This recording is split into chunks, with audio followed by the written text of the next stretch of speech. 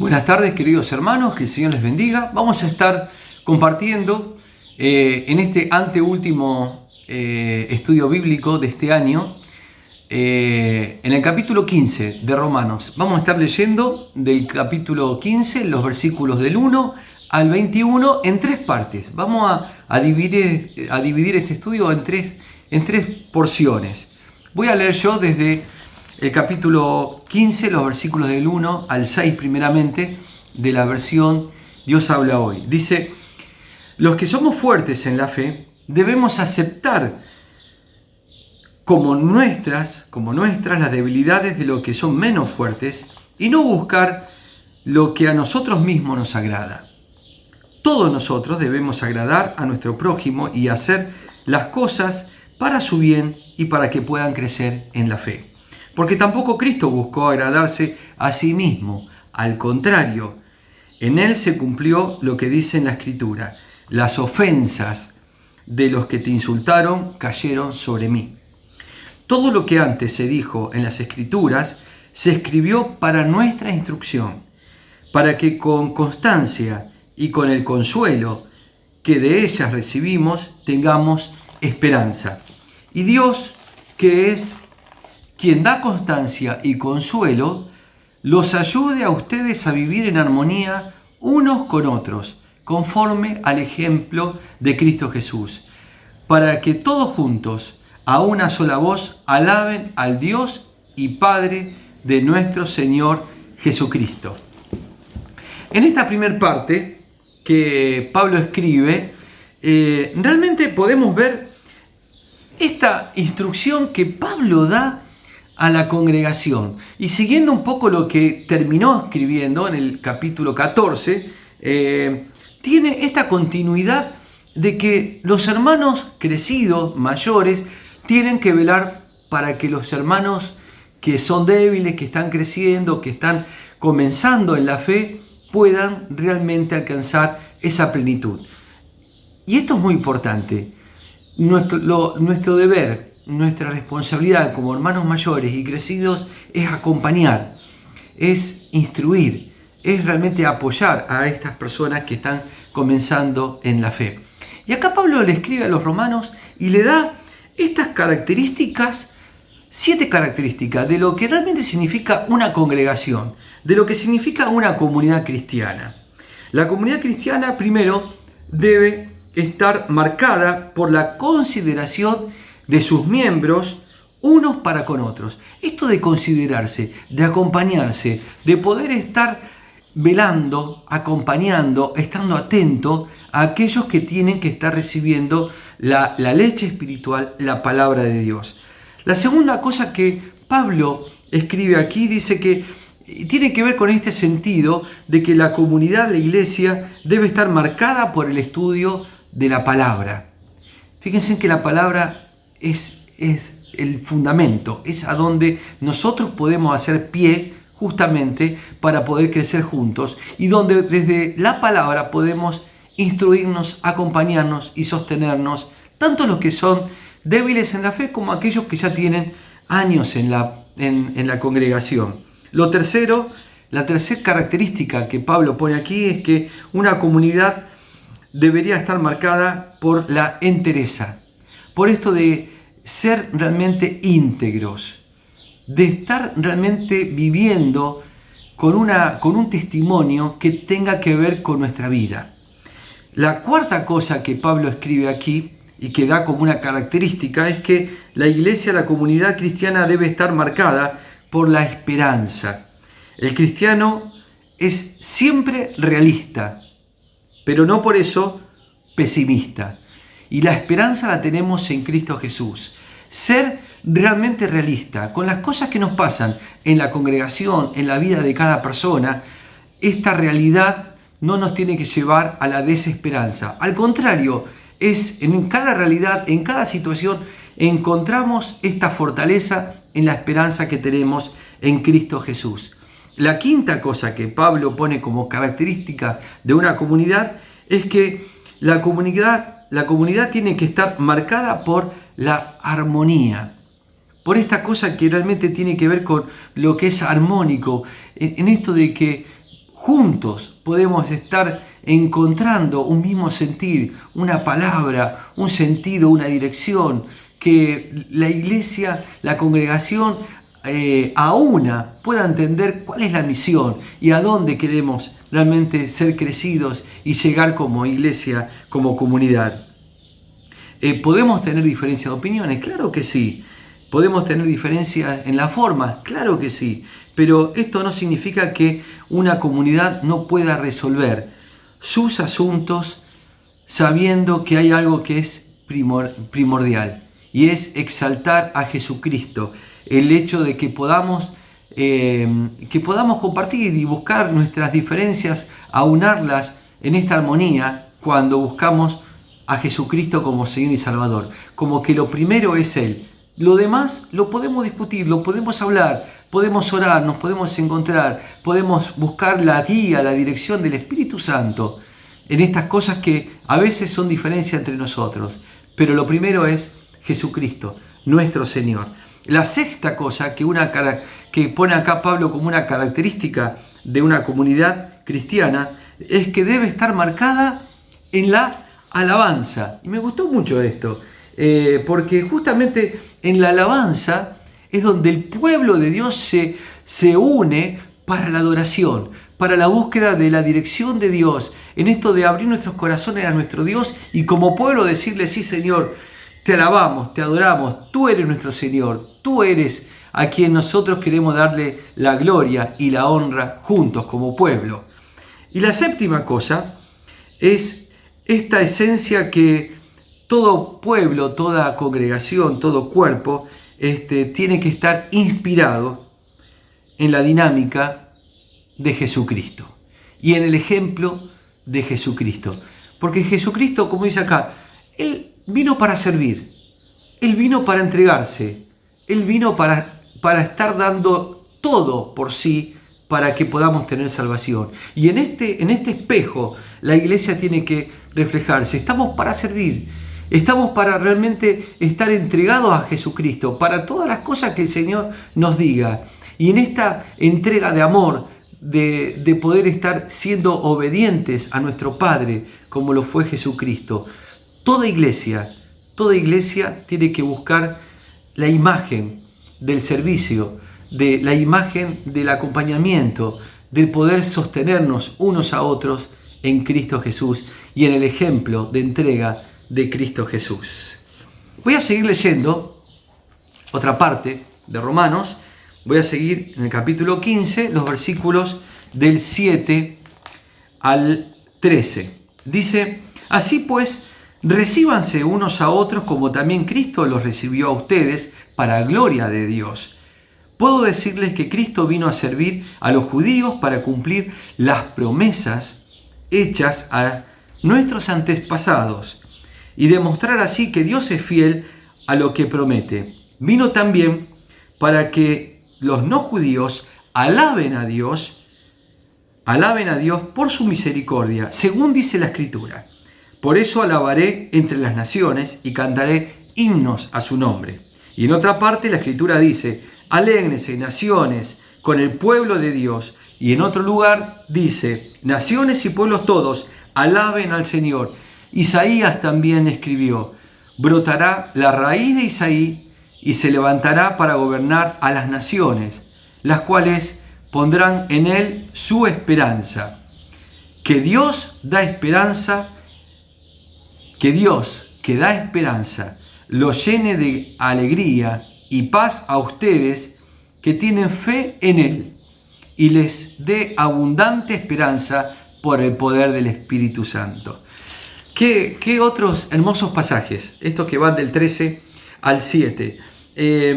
Yo quiero rescatar un par de ideas en esto.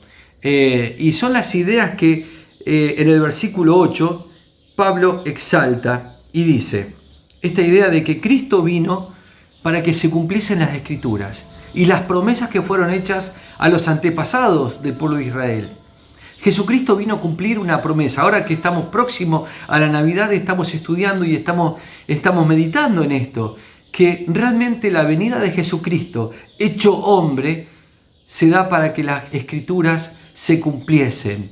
y para que en ese cumplimiento de la Escritura el pueblo de Israel encuentre la salvación. Dios hecho hombre, Emmanuel, Dios con nosotros, este Dios que se hace hombre, que camina con su pueblo, pero Él, siendo Dios, se hace hombre en esta perfección de Dios mismo, para cumplir su cometido, para cumplir ese sacrificio por el cual el hombre puede encontrar salvación. Y no solamente el sacrificio, la resurrección y la venida del Espíritu Santo, para que en esta era de gracia que estamos viviendo, el Espíritu nos gobierne. Fíjense que cuando habla en el versículo 8, dice para que de esta abundancia podamos nosotros realmente estar firmes en Él. Y también rescata la otra figura. No solamente vino para cumplir las promesas hechas a los antepasados y para traernos salvación, sino también, como dice en el versículo 9, para también viene a rescatar, y esta es una figura que Pablo resalta, y fíjense en que nombra 1, 2, 3, 4 pasajes del Antiguo Testamento en donde en el Antiguo Testamento ya Dios mismo decía que Él venía a buscar también a los gentiles, a las naciones, a aquellos que no eran del pueblo de Israel, pero que en el plan de Dios estaba este rescate, esta palabra para aquellos que no eran judíos. También viene a rescatar a aquellas naciones que en su corazón Dios quería también compartir. Y termino con la última parte, que también es muy importante y realmente muy impactante, los versículos que van del 14 al 21. Dice: hermanos míos, estoy convencido de que ustedes están llenos de bondad y de todo conocimiento y que saben aconsejarse unos a otros. Pero en esta carta me he atrevido a escribirles francamente sobre algunas cosas para que no las olviden. Lo hago por el encargo que Dios en su bondad me ha dado de servir a Jesucristo para bien de los que no son judíos. El servicio sacerdotal que presto consiste en predicar el mensaje de salvación que Dios ofrece con el fin de presentar ante Él a los no judíos como ofrenda que sea grata, consagrada por el Espíritu Santo. Como creyente en Cristo Jesús, tengo motivo de satisfacción de mi servicio a Dios, porque no me atrevo a hablar de nada aparte de lo que Cristo mismo me ha hecho por medio de mí mismo, de llevar a los no judíos a obedecer a Dios.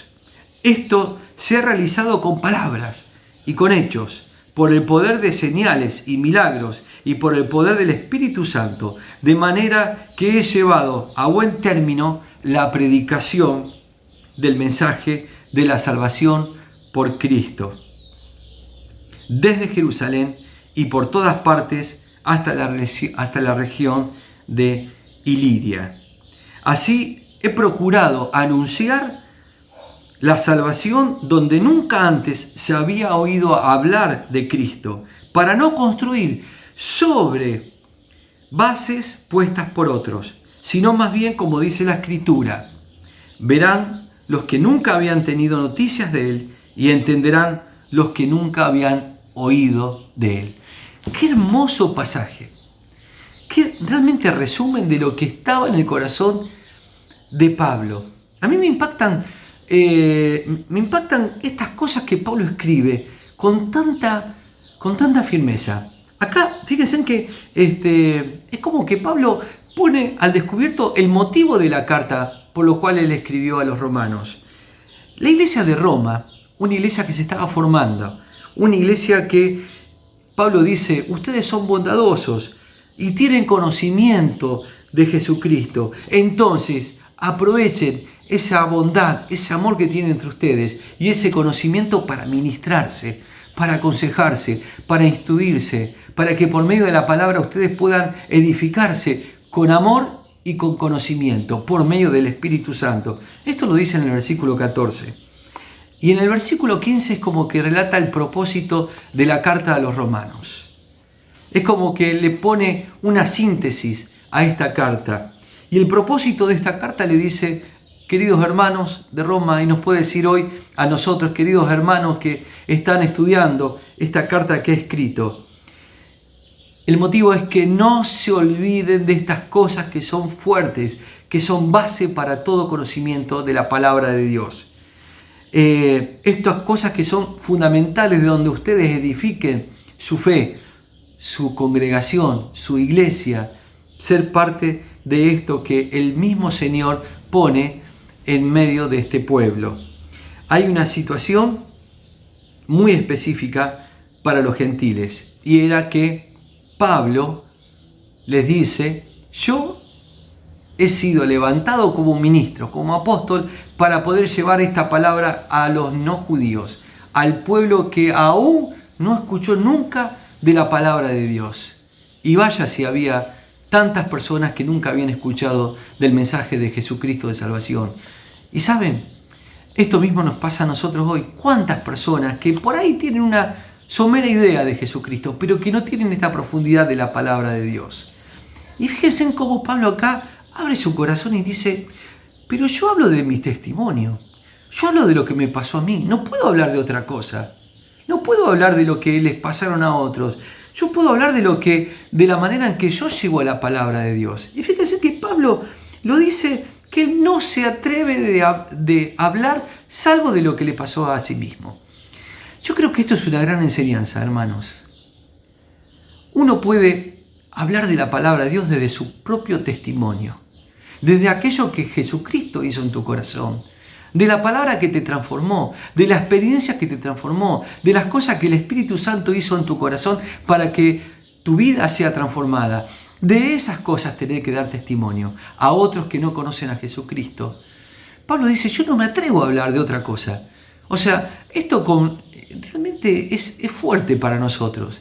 A veces tomamos cosas y repetimos cosas que le pasaron a otros, que no está mal, pero nada es más fuerte que tu propio testimonio.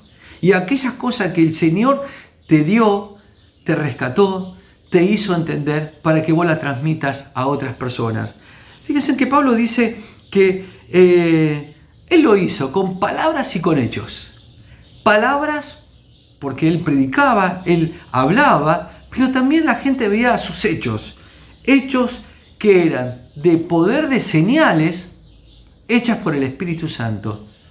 Y esto, como dice en el Evangelio, aquellas cosas que acompañan a los hijos de Dios, son las señales que son obras del Espíritu Santo. Así que, hermano, que otras personas vean desde tu propio testimonio estas cosas que el Espíritu Santo hace en tu vida.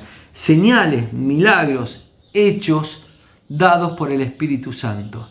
Yo creo que el pueblo de Dios está siendo llamado a proclamar también con señales, con milagros y con este resplandor de las cosas que hace el Espíritu Santo en medio de su pueblo.